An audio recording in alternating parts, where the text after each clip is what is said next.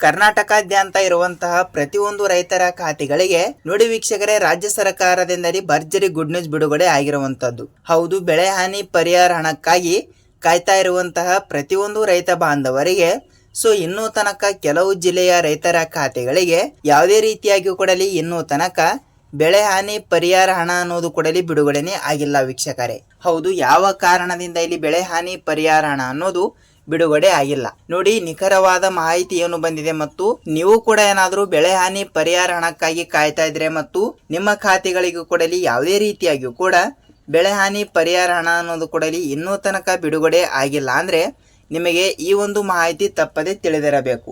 ಹೌದು ಸ್ನೇಹಿತರೆ, ಈ ಎಲ್ಲದರ ಬಗ್ಗೆ ಮಾಹಿತಿ ಏನು ಬಂದಿದೆ ಮತ್ತು ನಿಖರವಾದ ಮಾಹಿತಿ ಕೂಡ ಏನು ಬಂದಿದೆ ಮತ್ತು ಹಂತ ಹಂತಗಳಾಗಿ ಹಣ ಅನ್ನೋದು ಕೊಡಲಿ ಯಾವಾಗ ಬಿಡುಗಡೆ ಆಗುತ್ತದೆ ಅಂತ ನಾವು ಈ ಒಂದು ವಿಡಿಯೋದಲ್ಲಿ ಸ್ವಲ್ಪ ಮಾಹಿತಿಯನ್ನು ತಿಳಿದುಕೊಳ್ಳುತ್ತಾ ಹೋಗೋಣ ಮತ್ತು ರೈತರಿಗೆ ಉಪಯುಕ್ತವಾಗುವಂತಹ ಮಾಹಿತಿಗಳನ್ನು ಕೂಡ ನಾವು ಪ್ರೊವೈಡ್ ಮಾಡ್ತಾ ಇರ್ತೀವಿ. ಹೌದು ವೀಕ್ಷಕರೇ, ಏನೆಲ್ಲ ಮಾಹಿತಿ ಬಂದಿದೆ, ಏನಿಲ್ಲ, ಏನ್ ಸುದ್ದಿ ಮತ್ತು ಹಂತ ಹಂತಗಳಾಗಿ ಹಣ ಅನ್ನೋದು ಕೊಡಲಿ ಯಾವಾಗ ಬಿಡುಗಡೆ ಆಗುತ್ತದೆ ಅಂತ ಅದನ್ನು ಕೂಡ ಸ್ವಲ್ಪ ನಾವು ಈ ಒಂದು ವಿಡಿಯೋದಲ್ಲಿ ಮಾಹಿತಿಯನ್ನು ತಿಳಿದುಕೊಳ್ಳುತ್ತಾ ಹೋಗೋಣ. ನೋಡಿ, ನೀವೇನಾದ್ರೂ ಹೊಸಬರಾಗಿ ನಮ್ಮ ಚಾನಲ್ಗೆ ಭೇಟಿ ಕೊಟ್ಟು ಈ ಒಂದು ವಿಡಿಯೋನ ನೋಡ್ತಾ ಇದ್ರೆ ತಪ್ಪದೆ ನಮ್ಮ ಚಾನಲ್ಗೆ ದಯವಿಟ್ಟು ಸಬ್ಸ್ಕ್ರೈಬ್ ಮಾಡಿ ಮತ್ತು ಅಲ್ಲೇ ಪಕ್ಕದಲ್ಲಿ ಇರುವಂತಹ ಬೆಲ್ ಬಟನ್ ಕೂಡ ನೀವು ಕ್ಲಿಕ್ ಮಾಡಬಹುದು. ಯಾಕೆಂದ್ರೆ ನಾವು ಪ್ರತಿಯೊಂದು ವಿಡಿಯೋಗಳನ್ನು ಕೂಡಲಿ ಮಾಡ್ತಾ ಇರ್ತೀವಿ ಮತ್ತು ಅದೇ ರೀತಿಯಾಗಿ ಕೂಡಲಿ ರೈತರಿಗೆ ಉಪಯುಕ್ತವಾಗುವಂತಹ ಮಾಹಿತಿಗಳನ್ನು ಕೂಡ ನಾವು ಪ್ರೊವೈಡ್ ಮಾಡ್ತಾ ಇರ್ತೀವಿ.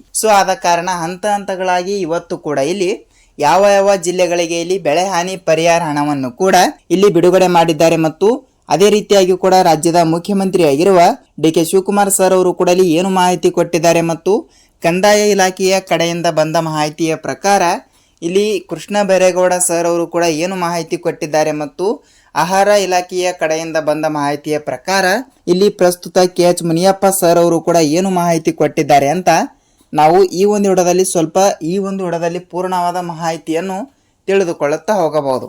ವೀಕ್ಷಕರೇ, ಹಾಗಿದ್ದರೆ ಈ ಎಲ್ಲದರ ಬಗ್ಗೆ ಮಾಹಿತಿ ಏನು ಬಂದಿದೆ ಮತ್ತು ನೀವು ಕೂಡ ಏನಾದರೂ ಹಣವನ್ನು ಪಡೆದುಕೊಳ್ಳುತ್ತಾ ಇದ್ರೆ ನಿಮಗೆ ಈ ಒಂದು ಮಾಹಿತಿ ತಪ್ಪದೆ ತಿಳಿದಿರಬೇಕು. ಬನ್ನಿ, ಏನೆಲ್ಲ ಮಾಹಿತಿ ಬಂದಿದೆ ಅಂತ ನಾವು ಒಂದೊಂದಾಗಿ ಈ ಒಂದು ವಿಡಿಯೋದಲ್ಲಿ ಮಾಹಿತಿಯನ್ನು ತಿಳಿದುಕೊಳ್ಳುತ್ತಾ ಹೋಗೋಣ. ಹಾಗಿದ್ರೆ ಬನ್ನಿ ವೀಕ್ಷಕರೇ, ತಡಕ್ಕೆ let's begin start the video. ರಾಜ್ಯಾದ್ಯಂತ ಇರುವಂತಹ 14.27 ಲಕ್ಷ ಇಲ್ಲಿ ರೈತರಿಗೆ ನೋಡಿ ವೀಕ್ಷಕರೇ, ಬೆಳೆ ಹಾನಿ ಪರಿಹಾರ ಹಣ ಅನ್ನೋದು ಪ್ರತಿಯೊಂದು ರೈತರ ಖಾತೆಗಳಿಗೆ ಇಲ್ಲಿ ಬಿಡುಗಡೆ ಆಗಿರುವಂತದ್ದು. ಈಗಾಗಲೇ ನೋಡಿ ಕೆಲವು ರೈತರಿಗೆ ಇಲ್ಲಿ ಯಾವುದೇ ರೀತಿಯಾಗಿಯೂ ಕೂಡ ಬೆಳೆ ಹಾನಿ ಪರಿಹಾರ ಹಣ ಅನ್ನೋದು ಕೂಡ ಇಲ್ಲಿ ಬಿಡುಗಡೆನೇ ಆಗಿಲ್ಲ.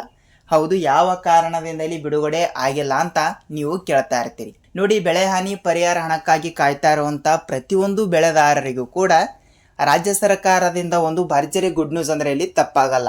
ನೋಡಿ, ಹಂತ ಹಂತಗಳಾಗಿ ಬೆಳೆ ಹಾನಿ ಪರಿಹಾರ ಹಣವನ್ನು ನೇರವಾಗಿ ಪ್ರತಿಯೊಬ್ಬರಿಗೂ ಕೂಡ ಇಲ್ಲಿ ಬಿಡುಗಡೆ ಆಗಲೇಬೇಕು. ಈ ಕಡೆ ಉತ್ತರ ಕರ್ನಾಟಕದ ಕಡೆ ಇರುವಂತಹ ಜಿಲ್ಲೆಗಳಲ್ಲಿ ಇರುವಂತಹ ಪ್ರತಿಯೊಂದು ಬೆಳೆದಾರರಾಗಲಿ ಮತ್ತು ದಕ್ಷಿಣ ಕರ್ನಾಟಕದ ಕಡೆನೂ ಕೂಡ ಇರುವಂತಹ ಪ್ರತಿಯೊಂದು ಬೆಳೆದಾರರಿಗೂ ಕೂಡ ನೇರವಾಗಿ ಬೆಳೆ ಹಾನಿ ಪರಿಹಾರ ಹಣ ಅನ್ನೋದು ಪ್ರತಿಯೊಬ್ಬರಿಗೂ ಕೊಡಲಿ ಬಿಡುಗಡೆ ಆಗಲೇಬೇಕು.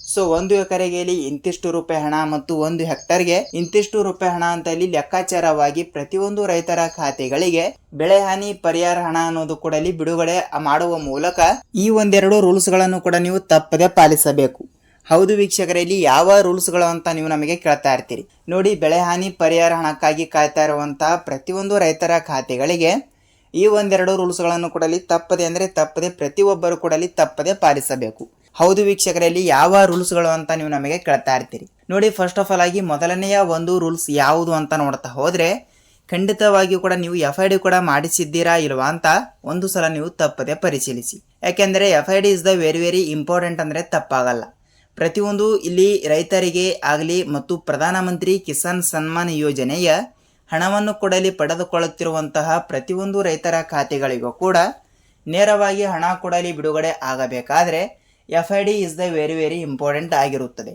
ಹೌದು ವೀಕ್ಷಕರೇ, ಖಂಡಿತವಾಗಿಯೂ ಕೂಡ ನೀವು ನಿಮ್ಮ ತಾಲೂಕಿನಲ್ಲಿ ಇರುವಂತಹ ರೈತ ಸಂಪರ್ಕ ಕೇಂದ್ರಕ್ಕೆ ಇಲ್ಲವಾದರೆ ಕೃಷಿ ಇಲಾಖೆಗೆ ಇಲ್ಲವಾದರೆ ಎರಡರಲ್ಲಿ ಇರುವಂತಹ ಒಂದು ಕಚೇರಿಗೆ ನೀವು ಒಂದು ಸಲ ಭೇಟಿ ಕೊಟ್ಟುಬಿಟ್ಟು ಅಲ್ಲಿ ಇರುವಂತಹ ಅಧಿಕಾರಿಗಳಿಗೆ ನೀವು FID ಕೂಡ ಮಾಡಿಸಿ ಅಂತ ನೀವು ತಪ್ಪದೆ ಪರಿಶೀಲಿಸಬೇಕು. ಹೌದು, ಅದಕ್ಕೆ ಬೇಕಾಗುವಂತಹ ಡಾಕ್ಯುಮೆಂಟ್ಗಳು ಕೂಡ ಯಾವುವು ಅಂದ್ರೆ ನಿಮ್ಮ ಬ್ಯಾಂಕ್ ಖಾತೆ ಮತ್ತು ನಿಮ್ಮ ಆಧಾರ್ ಕಾರ್ಡ್ ಜೆರಾಕ್ಸು ಮತ್ತು ನಿಮ್ಮ ಹೊಲದ ಪಹಣಿ ಉತಾರಿ. ಹೌದು ವೀಕ್ಷಕರೇ, ಈ 2-3 ಡಾಕ್ಯುಮೆಂಟ್ಗಳನ್ನು ಕೂಡ ತೆಗೆದುಕೊಂಡು ತಪ್ಪದೆ ನೀವು ಖಂಡಿತವಾಗಿಯೂ ಕೂಡ ಇದು ಎಲ್ಲ ರೈತರಿಗೂ ಕೂಡ ಇಲ್ಲಿ ಅನ್ವಯವಾಗ್ತಾ ಇರುವುದರಿಂದ ತಪ್ಪದೆ ನೀವು ಖಂಡಿತವಾಗಿಯೂ ಕೂಡ FID ಕೂಡ ತಪ್ಪದೆ ಮಾಡಿಸಬೇಕು. ಹೌದು ವೀಕ್ಷಕರೇ, FID is the very very important ಅಂದರೆ ತಪ್ಪಾಗಲ್ಲ. ಖಂಡಿತವಾಗಿಯೂ ಕೂಡ FID ತಪ್ಪದೆ ಮಾಡಿಸಿದರೆ ನಿಮ್ಮ ಖಾತೆಗಳಿಗೆ ನೇರವಾಗಿ ಹಣ ಅನ್ನೋದು ತಪ್ಪದೆ ಬಿಡುಗಡೆ ಆಗುತ್ತದೆ ಅಂತ ಅಂದುಕೊಳ್ಳುತ್ತೀನಿ. ಹೌದು, ಹಂತ ಹಂತಗಳಾಗಿ ಹಣ ಅನ್ನೋದು ಕೊಡಲಿ ಪ್ರತಿಯೊಬ್ಬರಿಗೂ ಕೊಡಲಿ ಬಿಡುಗಡೆ ಆಗ್ತಾ ಇರುವುದರಿಂದ ನಿಮ್ಮ ಜಿಲ್ಲೆನೂ ಕೂಡ ಯಾವುದು ಅಂತ ನೀವು ನಮಗೆ ತಿಳಿಸಬೇಕು. ಏಕೆಂದರೆ ಎಲ್ಲ ರೈತರು ಕೂಡ ವಿಡಿಯೋನ ನೋಡ್ತಾ ಇರ್ತಾರೆ ಮತ್ತು ಅವರಿಗೆ ಇವತ್ತು ಕೂಡ ಯಾವ ಜಿಲ್ಲೆಗೆ ಹಣ ಬಂದಿದೆ, ಏನಿಲ್ಲ, ಏನು ಸುದ್ದಿ ಅಂತ ಸೊ ಇಲ್ಲಿ ಅವರಿಗೂ ಕೂಡ ಸ್ವಲ್ಪ ತಪ್ಪದೆ ಮಾಹಿತಿ ತಿಳಿದಿರುತ್ತದೆ. ಅದಕ್ಕಾಗಿ ಹೇಳ್ತಾ ಇದ್ದೀನಿ, ಇವತ್ತು ಕೂಡ ಬಂದ್ಬಿಟ್ಟು ಒಂದಿಷ್ಟು ಜಿಲ್ಲೆಗಳು ಸಹಿತ ಇಲ್ಲಿ ಕೊಟ್ಟಿರುವುದರಿಂದ ಸ್ವಲ್ಪ ಜಿಲ್ಲೆಗಳ ಬಗ್ಗೆನೂ ಕೂಡ ಇಲ್ಲಿ ಮಾಹಿತಿಗಳನ್ನು ಕೂಡ ನಾವು ತಿಳಿದುಕೊಳ್ಳುತ್ತಾ ಹೋಗೋಣ ಬನ್ನಿ. ಹೌದು ವೀಕ್ಷಕರೇ, ಇಲ್ಲಿ ಜಿಲ್ಲೆಗಳನ್ನು ಕೂಡ ಇಲ್ಲಿ ನೋಡ್ತಾ ಹೋದ್ರೆ ನೋಡಿ, ವಿಜಯಪುರ ಜಿಲ್ಲೆ, ಬೀದರ್ ಜಿಲ್ಲೆ, ಬಾಗಲಕೋಟೆ ಜಿಲ್ಲೆ, ಗದಗ ಜಿಲ್ಲೆ, ಯಾದಗಿರಿ ಜಿಲ್ಲೆ, ಗುಲ್ಬರ್ಗಾ ಜಿಲ್ಲೆ, ದಾವಣಗೆರೆ ಜಿಲ್ಲೆ, ಧಾರವಾಡ ಜಿಲ್ಲೆ, ಬೆಳಗಾವಿ ಜಿಲ್ಲೆ, ಕೋಲಾರ ಜಿಲ್ಲೆ, ಕೊಪ್ಪಳ ಜಿಲ್ಲೆ, ಹಾವೇರಿ ಜಿಲ್ಲೆ, ಗದಗ ಜಿಲ್ಲೆ, ಬಳ್ಳಾರಿ ಜಿಲ್ಲೆ, ಉಡುಪಿ ಜಿಲ್ಲೆ, ರಾಯಚೂರು ಜಿಲ್ಲೆ, ಯಾದಗಿರಿ ಜಿಲ್ಲೆ ಮತ್ತು ಈ ಕಡೆ ಮಂಗಳೂರು ಜಿಲ್ಲೆ, ಮಂಡ್ಯ ಜಿಲ್ಲೆ, ಚಾಮರಾಜನಗರ, ಚಿಕ್ಕಬಳ್ಳಾಪುರ ಮತ್ತು ಬೆಂಗಳೂರು ಗ್ರಾಮಾಂತರ ಜಿಲ್ಲೆ.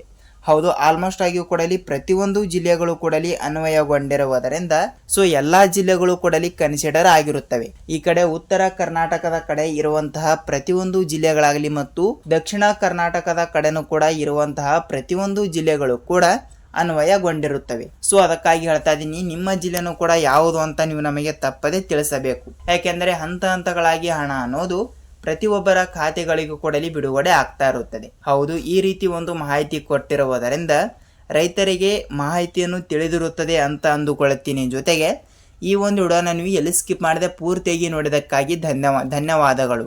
ಯಾಕೆಂದರೆ ನಾವು ರೈತರಿಗೆ ಉಪಯುಕ್ತವಾಗುವಂಥ ಮಾಹಿತಿಗಳನ್ನು ಕೂಡ ನಾವು ಪ್ರೊವೈಡ್ ಮಾಡ್ತಾ ಇರ್ತೀವಿ. ಹೌದು ವೀಕ್ಷಕರೇ, ಇದಾಗಿತ್ತು ಈ ದಿನದ ಮಾಹಿತಿ.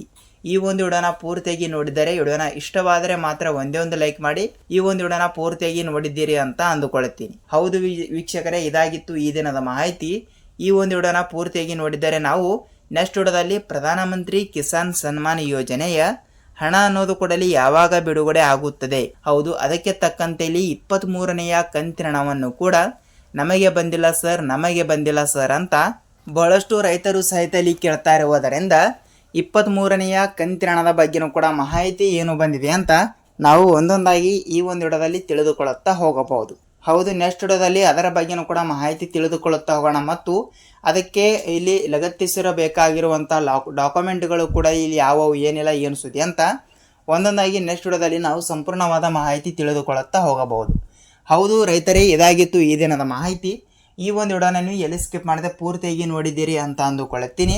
ಈ ಒಂದು ವಿಡಿಯೋನ ಇಷ್ಟವಾದರೆ ಮಾತ್ರ ಒಂದೇ ಒಂದು ಲೈಕ್ ಮಾಡುವುದರ ಜೊತೆಗೆ ನಾವು ಇದೇ ರೀತಿಯಾಗಿ ಕೂಡ ಮತ್ತೊಂದು ಅಪ್ಡೇಟ್ ಜೊತೆಗೆ ಮತ್ತೊಂದು ರೈತರಿಗೆ ಉಪಯುಕ್ತವಾಗುವಂತಹ ಮಾಹಿತಿಗಳ ಜೊತೆಗೆ ಮತ್ತೊಂದು ವಿಡಿಯೋದಲ್ಲಿ ಭೇಟಿಯಾಗೋಣ. ಅಲ್ಲಿಯ ತನಕ ಎಲ್ಲ ರೈತ ಬಾಂಧವರಿಗೆ ಧನ್ಯವಾದ.